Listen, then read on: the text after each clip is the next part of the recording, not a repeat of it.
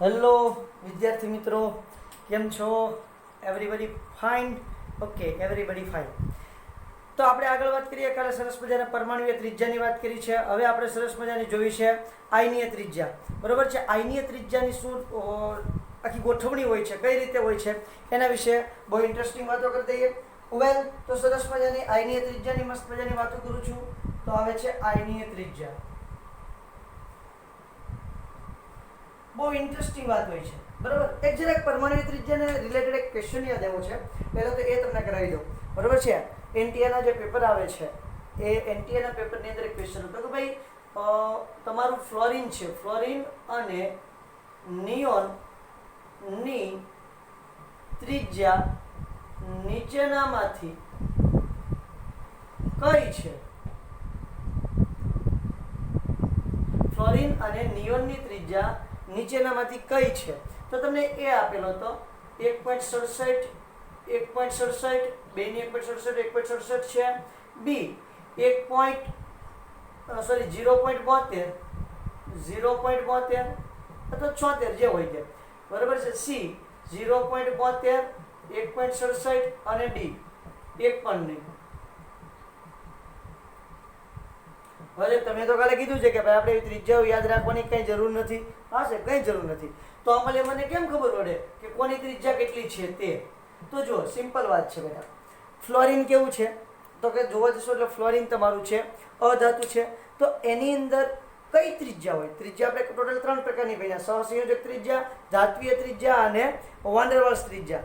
તો તમારું સહસંયોજક ત્રિજ્યામાં આવશે. ફ્લોરિન શેમાં આવશે? સહસંયોજક ત્રિજ્યામાં. તો તમારે એક ક્રમ જ યાદ રાખવાનો છે. પહેલી વાન ડેર વાલ્સ ત્રિજ્યા, પછી ધાત્વીય ત્રિજ્યા અને પછી આવશે સહસંયોજક ત્રિજ્યા. બરાબર?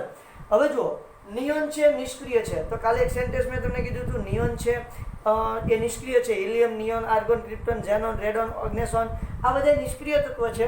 નિષ્ક્રિય તત્વોની અંદર પરમાણુ વચ્ચે આકર્ષણ બળ હોતું નથી. એટલે એની અંદર કઈ ત્રિજ્યા હોય? વાન ડેર વાલ્સ ત્રિજ્યા હોય. અને અધાતુમાં કઈ ત્રિજ્યા હોય? સહસંયોજક ત્રિજ્યા. ધાતુ હોય એની અંદર ધાત્વીય ત્રિજ્યા હોય. તો આ અધાતુ છે અને આ કેવું છે?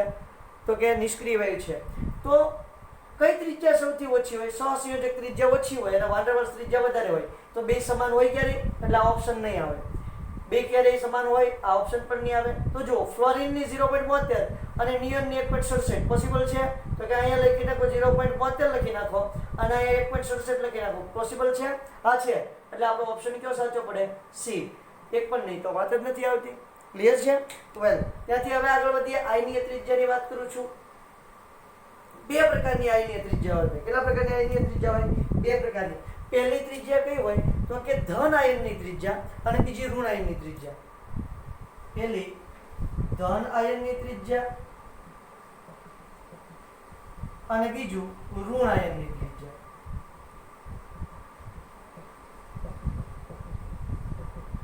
પહેલી ધન આયનની ત્રિજ્યા અને બીજી ઋણ આયનની ત્રિજ્યા. વેલ, તો આ આયનીય ત્રિજ્યાની વાત છે. વેલ, પહેલા હું ધન આયનની ત્રિજ્યાની વાત કરું છું. વેલ, ધન આયનની ત્રિજ્યા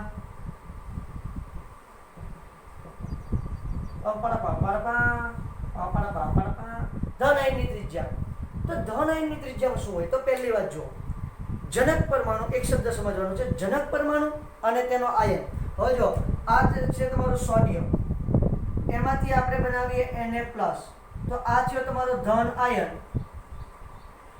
અને આ થયો એનો જનક પરમાણુ.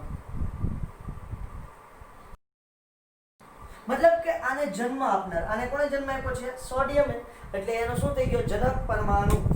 જેમાંથી તમારો આયન ઉત્પન્ન થાય ને એને એનો જનક પરમાણુ કહેવાય. સોડિયમમાંથી Na+ આયન બને છે તો સોડિયમ એનો જનક પરમાણુ અને આ એનો આયન થયો. બરોબર છે? Mg આ રીતે લખીએ.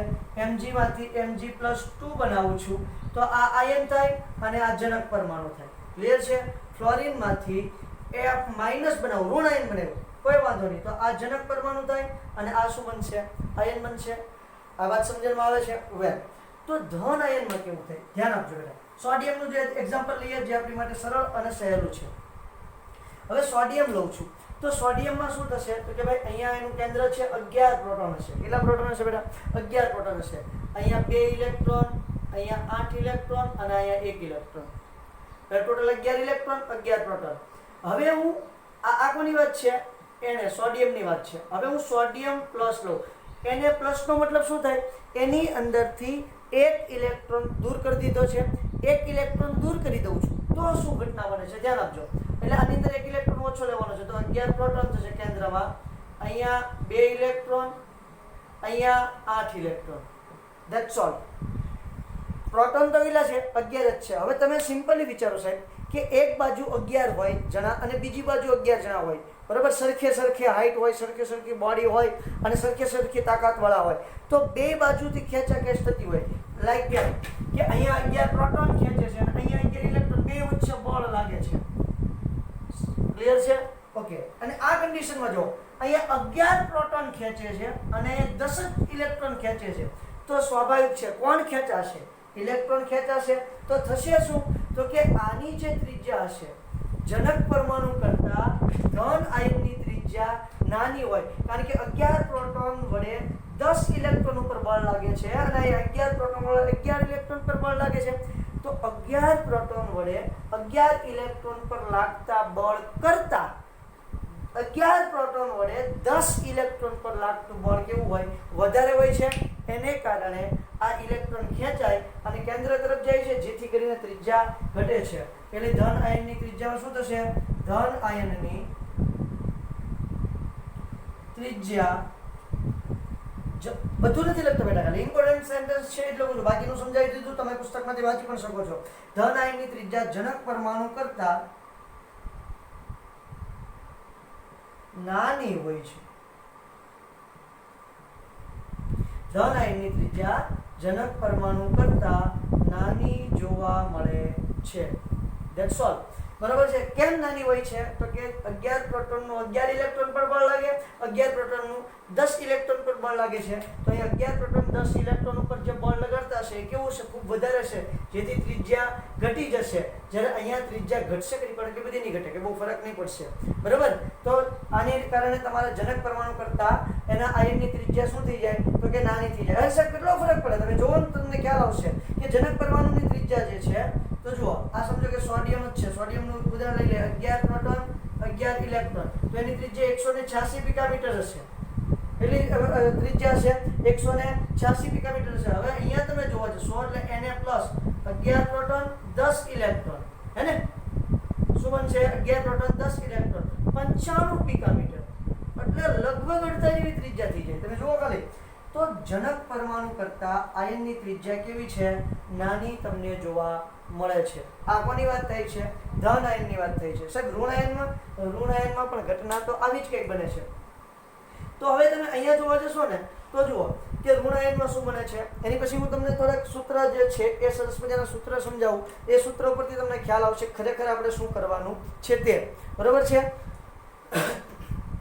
હવે આપણે વાત કરીએ છીએ ઋણ આયનની ત્રિજ્યા.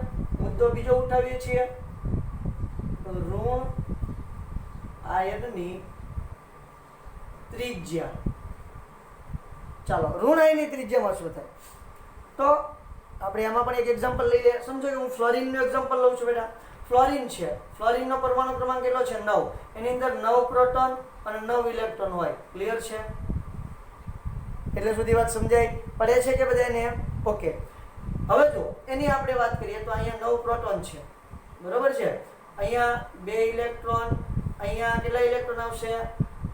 7 ઇલેક્ટ્રોન. પછી F માઇનસ બનાવું છું. અહીંયા લખું છું F માઇનસ. તો અહીંયા પ્રોટોન કેટલા પ્રોટોન આવશે? 9 પ્રોટોન આવશે. પણ ઇલેક્ટ્રોન કેટલા થઈ જશે બેટા? તો સેમ ટુ સેમ પાછી જૂની ઘટના છે એની જેવી જ વાત કરી દઉં. 9 પ્રોટોનનું 9 ઇલેક્ટ્રોન પર બળ લાગે, એટલે 9 પ્રોટોન છે એ 9 ઇલેક્ટ્રોન ઉપર બળ લગાડતા હોય. તો એટલે ટૂંકમાં ફરી વખત સામે ખેંચે છે, દોરડા છે. 9 આ બાજુ છે, 9 આ બાજુ છે, તો કોઈ બાજુ દોરડું તમારું ખેંચાશે નહીં. એટલે ત્રિજ્યામાં શું છે? બહુ જેની વચ્ચે એ જ રહેશે, બહુ જાજો ફેરફાર થશે નહીં. પણ અહીંયા 9 પ્રોટોન અને 10 ઇલેક્ટ્રોન છે. કક્ષામાં કેટલા ઇલેક્ટ્રોન છે? 10 ઇલેક્ટ્રોન છે. તો 9 પ્રોટોનનું 9 ઇલેક્ટ્રોન પર વધારે બળ લાગે કે 9 પ્રોટોનનું 10 ઇલેક્ટ્રોન પર વધારે બળ લાગે? 9 પ્રોટોનનું 9 ઇલેક્ટ્રોન પર વધારે બળ લાગશે. 9 પ્રોટોનનું 9 ઇલેક્ટ્રોન પર વધારે બળ લાગશે. 9 પ્રોટોનનું 10 ઇલેક્ટ્રોન પર ઓછું બળ લાગશે. ફરી એક વખત 9 પ્રોટોનનું 9 ઇલેક્ટ્રોન પર લાગતું બળ અને 9 પ્રોટોનનું 10 ઇલેક્ટ્રોન પર લાગતું બળ. તો કયું બળ વધારે છે? 9 પ્રોટોનનું 9 ઇલેક્ટ્રોન પર આકર્ષણ બળ વધારે લાગશે, કેન્દ્રીય વીજભાર વધારે લાગશે, જ્યારે 9 પ્રોટોનનું 10 ઇલેક્ટ્રોન પર કેન્દ્રીય વીજભાર એટલો બધો આના જેટલો લાગશે નહીં. તો અહીંયા પણ ફરી વખત એ જ ઘટના સમજાવી દઉં છું. અહીં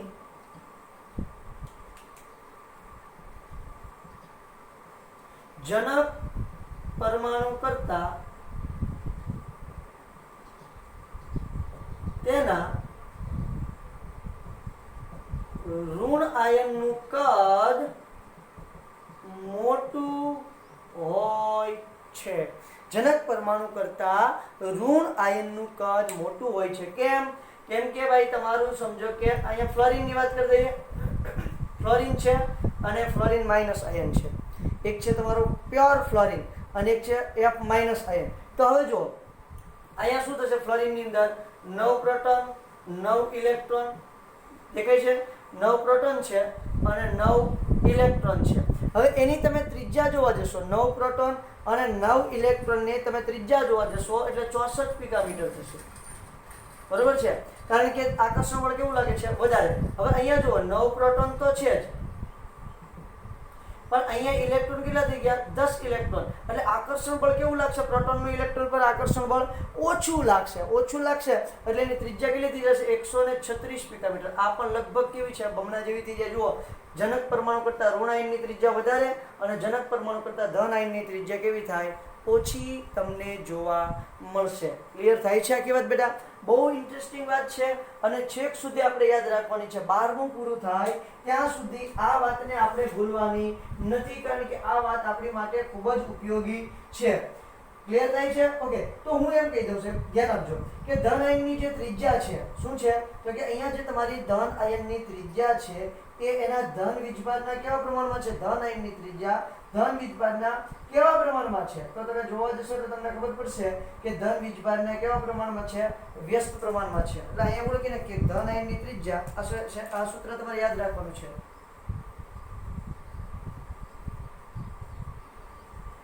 proportional 1 ધન આયન. બરોબર છે? અથવા તેમ પણ લખી શકો ધન આયનની ત્રિજ્યા proportional to 1 સ્ક્રીનિંગ અસર.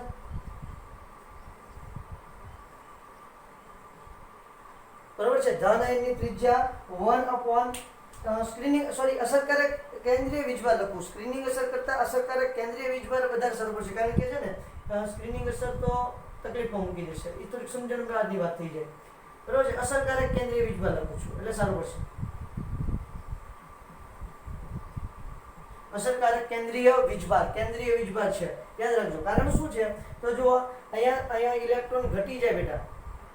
અહીંયા 2 8 અને 1 હોય અને પછી એક ઇલેક્ટ્રોન તમે દૂર કરી દો એટલે 2 અને 8 હોય. તો જુઓ, આનું પહેલા શું હોય? 11 ઇલેક્ટ્રોન પર બળ લાગતું હોય અને પછી કેટલા ઉપર લાગે? 10 પર લાગે. તો શું થઈ જાય? તો કે ભાઈ પહેલા તમારો અસરકારક કેન્દ્રીય વીજભાર જે છે, અસરકારક કેન્દ્રીય વીજભાર જેમ વધે તેમ ધન આયનની ત્રિજ્યા ઘટે. અસરકારક કેન્દ્રીય વીજભાર વધે, બરાબર છે? તો ધન આયનની ત્રિજ્યા શું થાય? ઘટે. એટલે જેમ અસરકારક કેન્દ્રીય વીજભાર, આની ઉપર અસરકારક કેન્દ્રીય વીજભાર વધારે હોય આની કરતા, 11 ઇલેક્ટ્રોન પર બળ લાગે એની કરતા 10 પર કેવું હોય? વધારે. એટલે અસરકારક કેન્દ્રીય વીજભાર વધે તો ધન આયનની ત્રિજ્યા ઘટે. ક્લિયર છે? બીજું ધન વીજભારની વાત કરું છું. અહીંયા ધ્યાન આપજો.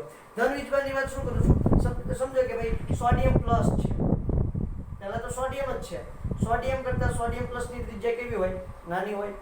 હજી સોડિયમ +2 કરું, એને +2 કરું તો એની ત્રિજ્યા હજી નાની થાય. હજી એને +3 કરું તો હજી ત્રિજ્યા નાની થાય. જેમ ધન વીજભાર વધતો જાય એમ ત્રિજ્યા શું થતી જાય? ઘટતી જાય. +1 +2 +3 જેમ ધન વીજભાર તમે વધારતા જશો એમ ત્રિજ્યામાં થતું શું જોવા મળશે? તમને ઘટાડો થતો જોવા મળે છે. અહીંયા સેમ ટુ સેમ ઊંધું છે. જેમ ઋણ વીજભાર વધે એમ ત્રિજ્યા શું થાય? વધે. તો અહીંયા ઋણ આયનની ત્રિજ્યા, ધ્યાન આપજો, ઋણ આયનની ત્રિજ્યા પ્રોપોર્શનલ ટુ કોણ થશે? ઋણ વીજભાર. એટલે જેમ ઋણ વીજભાર વધે એમ ઋણ આયનની ત્રિજ્યા વધે. સમજો કે F છે, F કરતા f માઈનસ ની ત્રિજ્યા વધારે, એની કરતા f માઈનસ 2 ની ત્રિજ્યા વધારે, એની કરતા f માઈનસ 3 ની ત્રિજ્યા વધારે. જેમ આ એક જ પરમાણુ માટેની વાત છે ભાઈ, અલગ અલગ પરમાણુ માટે અલગ અલગ થઈ જશે. એ ત્યારે આપણે જોશું. ઋણ આયનની ત્રિજ્યા ઋણ વીજભારના સમપ્રમાણમાં હોય છે. પછી બીજી વાત, અહીંયા શું કીધું છે? ધન આયનની ત્રિજ્યા અસરકારક કેન્દ્રીય વીજભારના કેવા પ્રમાણમાં હોય? તો કે વ્યસ્ત પ્રમાણમાં હોય. અહીંયા શું થઈ જશે? ઋણ આયનની ત્રિજ્યા proportional to 1 upon અસરકારક કેન્દ્રીય વીજભાર. કેમ શું છે? તો કે અસરકારક કેન્દ્રીય વીજભાર વધશે. બરોબર છે? જો અસરકારક કેન્દ્રીય વીજભાર વધે તો પછી તમારી ઋણ આયનની ત્રિજ્યા કેવી થાય? ઘટે. અને અસરકારક કેન્દ્રીય વીજભાર ઘટે તો પછી ઋણ આયનની ત્રિજ્યા શું થાય? વધે છે. બરાબર? અહીંયા સેમ ટુ સેમ જ વાત રહેશે. ધન આયનની ત્રિજ્યામાં અસરકારક કેન્દ્રીય વીજભાર અહીંયા શું થાય? વધે તો ત્રિજ્યા ઘટે. અહીંયા તે અસરકારક કેન્દ્રીય વીજભાર વધે તો ઋણ આયનની ત્રિજ્યા ઘટવાની જ છે ને. બરોબર છે? એટલે અહીંયા તે એકબીજાને કેવા પ્રમાણમાં થશે? વ્યસ્ત પ્રમાણમાં તમને જોવા મળે છે. હવે જોવાનું છે એક મુદ્દો સમ ઇલેક્ટ્રોનીય અસર. શેની વાત કરવાની છે? નવો એક વાત આવે છે સમ ઇલેક્ટ્રોનીય. એની આયનીય ત્રિજ્યા સાથે સંબંધ છે ભાઈ. એટલે હું આયનીય ત્રિજ્યાની અંદર એની વાત કરી દઉં છું. શું કહે છે સમ ઇલેક્ટ્રોનીય અસર? તો કે ભાઈ સમાન ઇલેક્ટ્રોન ધરાવતી જે સ્પીસીઝ હોય, સમાન ઇલેક્ટ્રોન ધરાવતી જે તમારી સ્પીસીઝ હોય, આ સ્પીસીઝ વિશે વાત કરવાની છે. તો ધ્યાન આપજો. હું જરાક થોડાક તત્વોના નામ લખ્યા.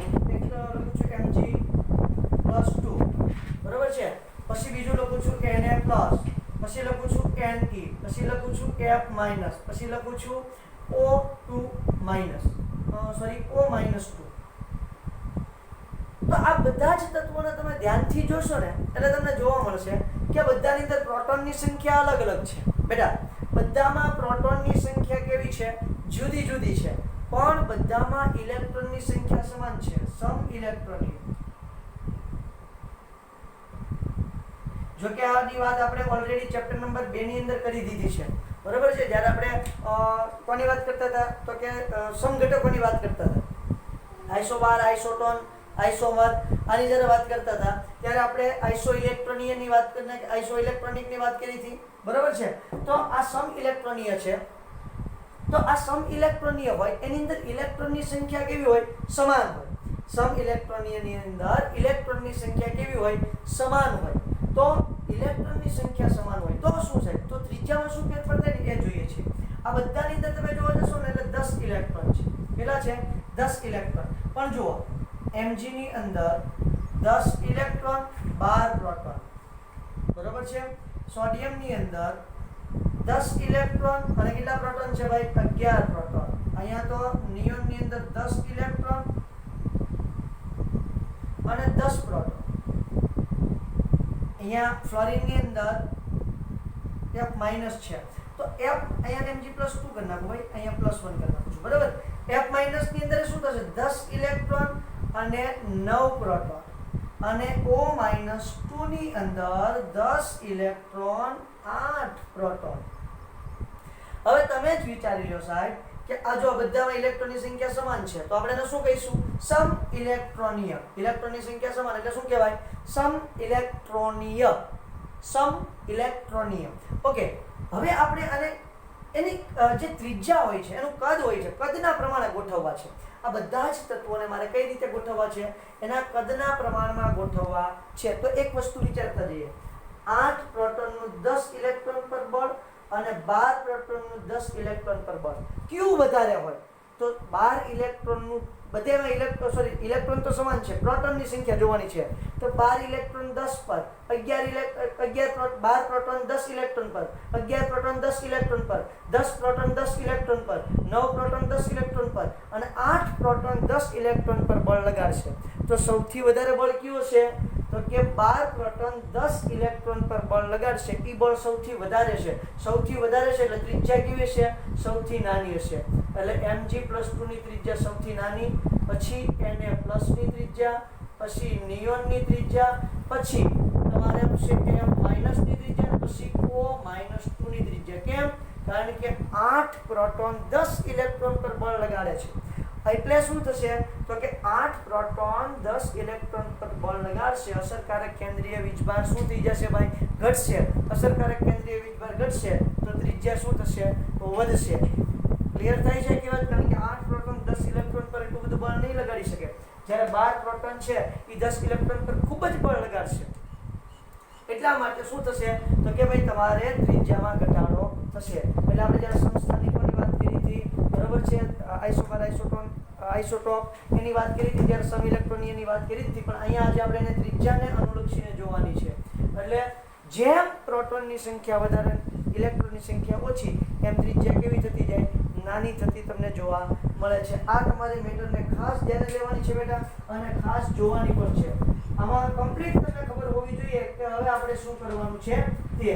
ક્લિયર થાય છે આખી વાત? હવે હું મસ્ત મજાનું એક એક્ઝામ્પલ લઈ લઉં એટલે તમને મસ્ત મજાનો ખ્યાલ આવશે. સમ ઇલેક્ટ્રોનિક સ્પીસીઝ હોય એમાં કેન્દ્રીય વીજભારને શું સંબંધ હોય એ પણ આપણે લખીએ છીએ.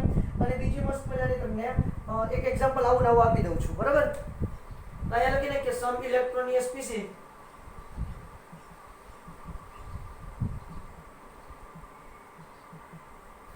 proportional to 1 upon કેન્દ્રીય વીજભાર. કારણ કે જેમ કેન્દ્રીય વીજભાર વધે તેમ ઇલેક્ટ્રોનિક સ્પીસીઝ છે એની ત્રિજ્યા ઘટે. તો અહીંયા કેન્દ્રીય વીજભાર કેવો હશે? વધારે છે, તો ત્રિજ્યા કેવી હશે? નાની હશે. સિમ્પલ છે. ચલો હવે બીજું એક એક્ઝામ્પલ જોઈ લઈએ. Cl માઇનસ, પછી આવશે તમારું K પ્લસ, પછી આવશે Ca+2, પછી આવશે S-2. ચાલો આને ત્રિજ્યાના ચડતા ક્રમમાં ગોઠવો, લાઈક ધેટ. ત્રિજ્યાના ચડતા ક્રમમાં ગોઠવો. તો પહેલા આનું બધાનું આપણે વિશ્લેષણ કરી લેજો. વિશ્લેષણમાં જાજુ કંઈ કરવાનું નથી. ક્લોરીન છે, Cl માઇનસ છે, તો 17 પ્રોટોન અને 18 ઇલેક્ટ્રોન થશે, કારણ કે માઇનસ છે એટલે 1 ઇલેક્ટ્રોન કેવો હશે? વધારે. K પ્લસ છે તો 19 પ્રોટોન અને 18 ઇલેક્ટ્રોન, કારણ કે પ્લસ છે એટલે 1 ઇલેક્ટ્રોન કેવો હશે? ઓછો. Ca+2 છે તો શું હશે? 20 પ્રોટોન અને 18 ઇલેક્ટ્રોન અને S-2 છે તો શું હશે? તો કે 16 પ્રોટોન અને 18 ઇલેક્ટ્રોન. ચાલો આ રીતની આખી ઘટના છે. તમે જ સાહેબ જરાક જોઈ લો. આની સાથે સરખામણી કરી અને મને સીધો જ ત્રિજ્યાનો ક્રમ કહી દો, એટલે હું બીજી એક વાત સરસ મજાની તમને બતાવી દઉં પાછી શું આવે છે તે. તેનું તમારી રીતે જોવા જોઈએ તો જુઓ. અસરકારક કેન્દ્રીય વીજભાર જોઈ લો. 20 પ્રોટોન 18 ઇલેક્ટ્રોન પર બળ લગાડે, 19 પ્રોટોન 18 પર લગાડે, 17 પ્રોટોન 18 પર લગાડે, 16 પ્રોટોન 18 ઇલેક્ટ્રોન પર બળ લગાડે. ક્યુ આકર્ષણ બળ વધારે છે? ક્યુ કેન્દ્રીય વીજભાર વધારે છે? તો આ જેનો કેન્દ્રીય વીજભાર વધારે એની સમ ઇલેક્ટ્રોનિક સ્પીસીઝની ત્રિજ્યા કેવી હશે? ઓછી, કારણ કે વ્યસ્ત સંબંધ છે. તો આનો કેન્દ્રીય વીજભાર વધારે છે એટલે સૌથી પહેલા Ca+2 અથવા તો 2+. એનથી મોટું કોણ હશે? K+. કારણ કે વીજભાર થોડો ઘટતો જાય છે. એનથી મોટું કોણ હશે? Cl માઇનસ, અને સૌથી મોટું કોણ હશે? S-2. આ એની ત્રિજ્યાનો સરસ મજાનો ક્રમ છે. ખબર પડે છે? સમજણ પડે છે બેટા? બહુ ઇન્ટરેસ્ટિંગ છે અને બહુ સિમ્પલ છે. ઓકે ચલો, તો આજે આપણે એટલે સુધી રાખીએ. મસ્ત મજાનું. આજે અહીંથી પછી આપણે નેક્સ્ટ લેક્ચરની અંદર આગળ વધશું. પણ તમે એક એક્ઝામ્પલ તમારા બુકની અંદર આપેલું છે Mg+2, પછી Al અને Al+3, એને તમારે ત્રિજ્યાના ચડતા ક્રમમાં ગોઠવીને લેતા આવવાના છે. એક્ઝામ્પલ છે. પછી હું થોડીક શોર્ટકી શીખડાવીશ કે કઈ રીતે આવા ક્વેશ્ચન પૂછાય છે JEE નીટ અને બોર્ડની અંદર, બરાબર છે? બોર્ડને તો આપણે અવગણી નાખીએ 11મા ધોરણ માટે, પણ JEE અને નીટની અંદર આવા ક્વેશ્ચન પૂછાય છે તો એને આપણે કઈ રીતે હેન્ડલ કરવા, એની ત્રિજ્યાને કઈ રીતે ગોઠવવી, તો એની વાત હું તમને કાલે થોડાક મસ્ત મજાના મેજિકલ સૂત્ર આપીશ. એ સૂત્ર પરથી તમે સરળતાથી કહી શકશો. ક્લિયર છે? એટલે સુધી આપણે મસ્ત મજાને રાખીએ. પડે છે કે એટલે સુધી? અને કાલે આપણે જોઈએ જે એક્ઝામ્પલ છે તે એક્ઝામ્પલ અને બીજી થોડીક વાતો. પછી આપણે જોવાનું છે આયનીકરણ એન્થાલ્પી, જે ઓલરેડી આપણે ચેપ્ટર નંબર 2 ની અંદર શીખી ગયા છીએ. Thank you.